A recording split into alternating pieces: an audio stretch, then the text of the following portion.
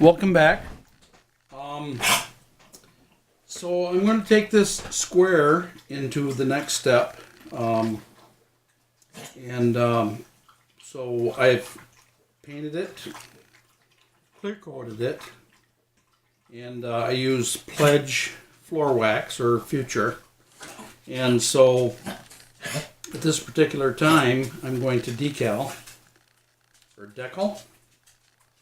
And so I have my decal here, and I'm going to place that in some warm water, and it'll curl right up. And in the meantime, let me see.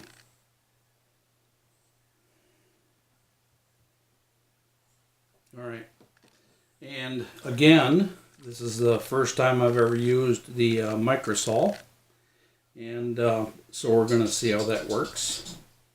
And generally, with the past experience I had with decals, just using warm water, never used to have a whole lot of problem, but I usually let my decals soak longer than some people do. So, trying to unlearn that and using some new technique, I'm going to brush some micro set on my clear coated panel, and that's pretty good right there. Oh, it smells kind of funny. It smells almost like Easter eggs. All right, and I've dropped it, and so my decal has been sitting there for a few seconds. It went to curling and then started to flatten out. Generally, to me, that means they're ready to place on the surface. And I got to tell you guys, if you're going to do a test square like I'm trying to do here, cardboard is really not the best thing to use. I think it'd been a lot better if I'd have started with styrene.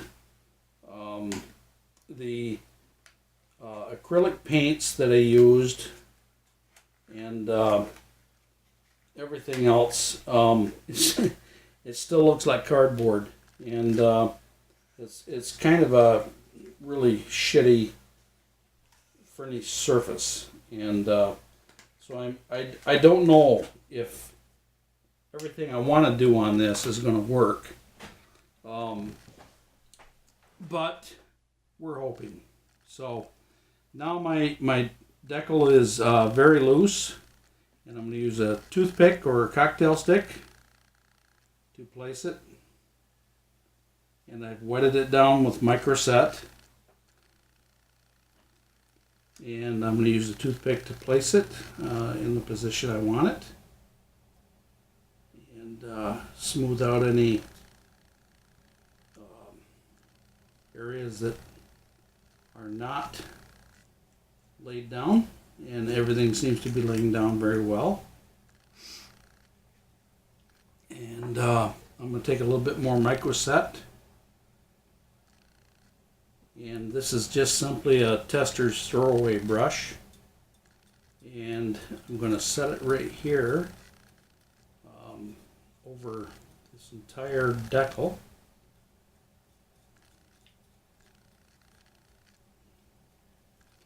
And it's laying down very well.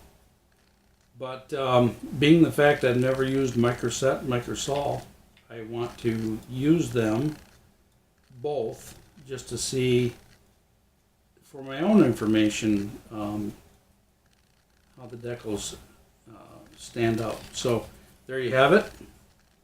And so I'll cap this up.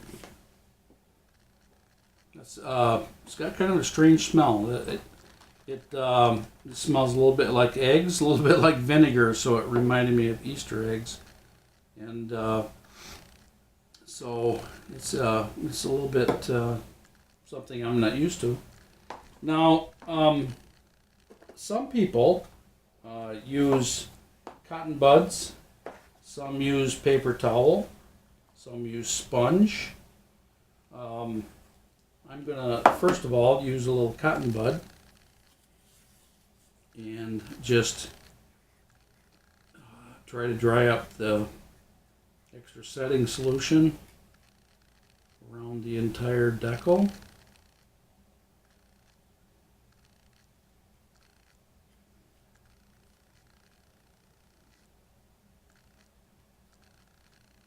Spread it pretty wide. Right now we're going to start rolling it on the surface.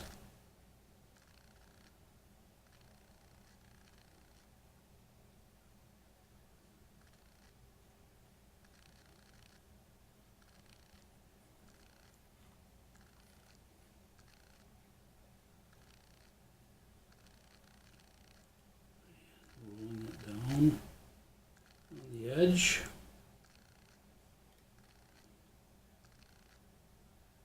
And I'm not seeing any bubbles or anything that's out of the ordinary. It looks like it's set down very well. Okay. And I'm going to flip it over and use the dry end. And just rub it in. And it seems to have set very well. And these little points of this triangle are laying down very nice. And according to the texture behind the paint, it seems to be very well adhered. I can't see a single part of this decal that is not adhered very well. And as a reference, I have a Revel kit of a B-17, and this is a squadron insignia that I'm not going to use. And so it's a decal from a Revel kit, which is really fairly old in its molding process. The decals looked fairly tall on the decal sheet.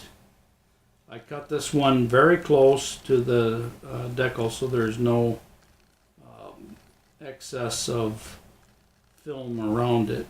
And by golly, it's laying down really nice.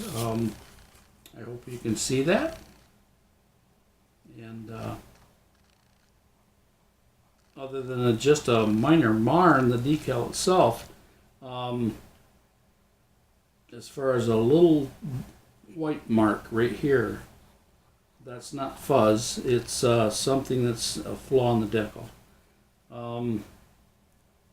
This thing is really looking very nice. So I will do the best I can here with some water, I guess, and a little kitchen towel, and clean this brush, and I guess further use will tell me whether I need a turpentine or whether water's good enough, but the brush seems to be recovered nicely. And so I'm just going to blow on it a little bit.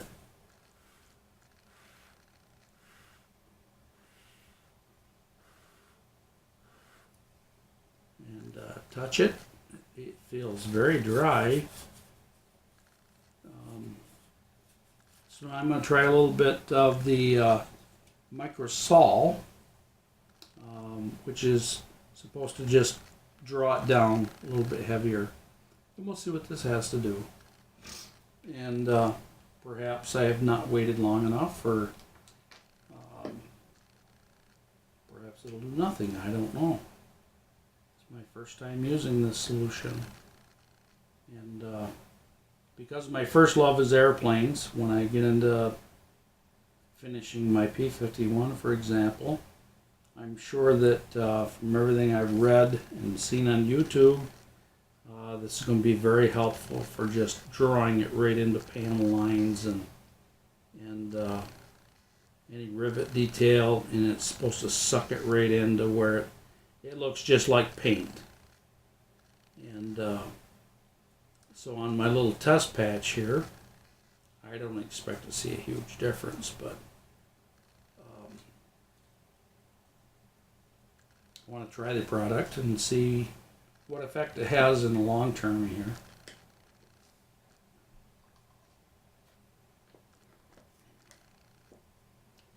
And according to this, the directions, it's supposed to soften the decal and allow it to draw right into the surface detail no matter what. And because I used cardboard, I have the cardboard ridges have stood out a little bit after I primed it and painted it and gloss coated it with Future, or in my case, from the USA, it's Pledge, but it's the same formula. So therefore, the cardboard has raised up, and when I tip it in just a certain manner, and I'll try that for you. I don't know what the camera's going to see, but I can see the ridges of the cardboard. It's like, in my mind, it's like a submarine that's went down to depth, and it pulls the plate tight into the framework. And so you have a fairly smooth surface, but it's got ridges. And so we're imagining this is a side of a ship or whatever. I painted it in a reminiscent of a dazzle camouflage, so I guess we'll call it a ship bulkhead. And so it's got some ridges from riding in the sea and so on and so forth. And then plus, it's a ship, and so it's been painted many times, and the surface is got some roughness to it because, honest to gosh, back in World War II, if they'd taken the time to paint it in dazzle camouflage, it's probably the 4th, 5th, 6th, 7th, 8th time it's been painted. Plus, with the being to sea, it's going to be in refit every so often, and they're going to repaint it again. So there's multiple layers of paint in the theoretical ship panel test pattern.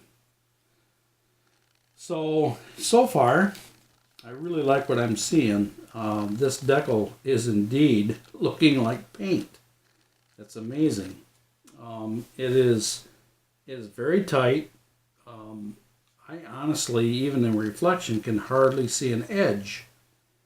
And so I think these products here, the Microsol and Microset, seem to do a pretty good job. And I have nothing to compare them to.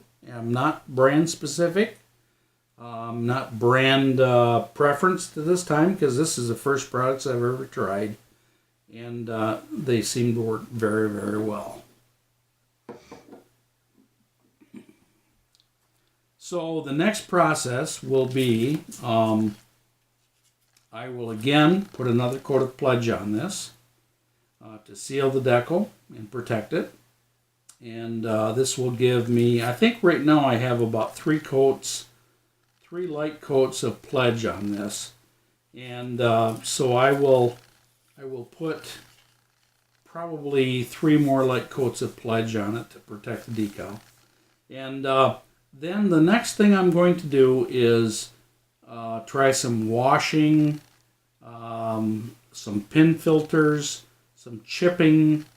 I have a whole lot of different things I want to try. I've been doing my video in conjunction with Shane Smith. It's spelled Smyth, and he has done a marvelous job.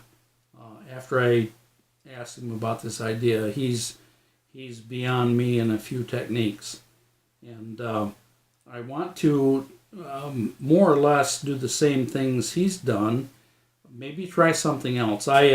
Because I made a mistake. I started to cut this too short. I have a little cut mark here.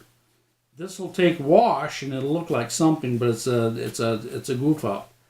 So I've thought about actually maybe adding a sprue over here like a handrail, and then I could try something that Shane hasn't done, and I could try a hairspray technique with more rust. It'll make like a handrail and bring some more rusting and so on in there, and maybe add a little bit more rust into the idea, because generally a lot of scale modelers, when it comes to tanks, aircraft, so on, they're not so heavy into the rust unless they're trying to make a relic that's been sitting somewhere for a long time. And of course, airplanes are made out of aluminum, so they don't rust much.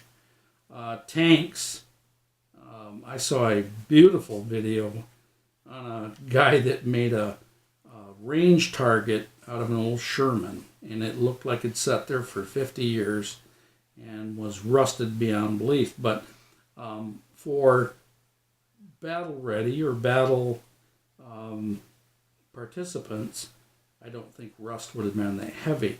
However, on ships and submarines, I think there could have been a little bit more rust than what most people are used to seeing on something right out of the shipyard or in a museum display, because they were exposed to salt all the time in the ocean. And I live in a port city, and we're a freshwater port. And so I don't think we see the amount of rust that a seagoing vessel would show, because it's freshwater. But still, when these ships pull into port, anything around the anchor well, sometimes the base, the handrails, different things, I see rust streaks. And so I don't really think it matters a whole lot. If it's an ocean-going vessel, it's going to have some rust, probably more than we would think. A lot of supporting pictures don't show it very well, because a lot of them are black and white back in the period of World War II. And those that you can see in color, I often wonder about the colorization as far as if they're portraying them properly. So anyway, this is part 3 of my weather panel as a test. And I am not going to lie to you, I'm learning it. Same as many of you are, or many of you are eager to. And so my buddy Shane over in Ireland has presented he jumped right in this and said, I'll give you some help. And Shane Smith, again spelled with a Y, has a channel where he is doing a panel, and I believe he's doing a Schertzen off a tank and demonstrating all these techniques. And I am going to follow them, because I'm learning the same as you are, or many other people are doing. And in some of these things, it would be the first time I've ever used them myself. And so I'm interested in seeing how it turns out. And again, I think I'm going to probably bend a piece of sprue, put it in here for a handrail, and I'm going to try a hairspray technique, which Shane is not going to demonstrate. We've discussed this. This is not something he's comfortable with. It's something he's not done, and I'm willing to give it a go, because what the heck can I lose? It's just a piece of cardboard, and I'm returning to modeling after 35 years. A lot of the skills that I have are taking me to this point, and but some of these new aspects of filtering and washing is something new to me, and so I'm having fun with it. And I hope you do too.